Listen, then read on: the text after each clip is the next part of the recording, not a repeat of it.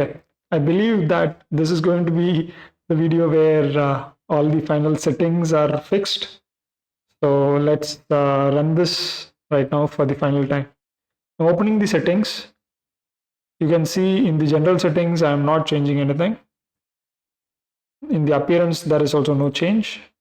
Stream, I'm not touching. When it comes to output, yeah, the streaming is going to be left as it is. And I'm going to go with simple mode, output mode. I'm not taking the advanced mode. Advanced mode has a lot of challenges. So I'm going to go with the simple mode. And also the advanced mode was creating crashes, which I was not able to understand and debug at this moment. The recording quality and the path, etc. has been fixed here, as you can see, and I'm using the MKV file as the output. This file directly gets into the YouTube without any challenge. Then the replay buffer is not something that I'm worried about. When it comes to audio, it's 44.1 kilohertz with stereo channels, that is 2 channels. And the decay rate and sample peak, etc. is just for the meters.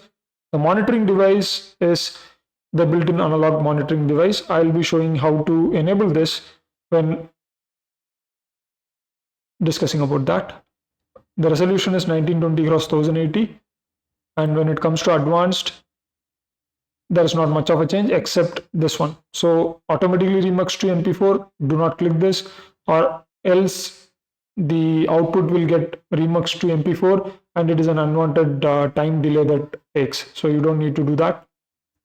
Next, what we are going to do is we are going to go to the audio input capture filters. These are the varieties of filters that I have uploaded into the filter. Compressor starts with the ratio of 3 with a threshold, attack, release, and output gain as shown here.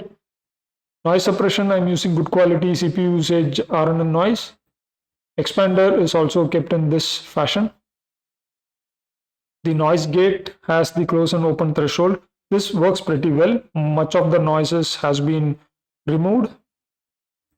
The limiter is at minus 10 dB. The 3-band equalizer, this is the final output, or this is the final settings that I've kept between high, mid, and low range options present. And I prefer that this will be going to stick for a couple of more videos and see how is the output. So that's all about it. See you.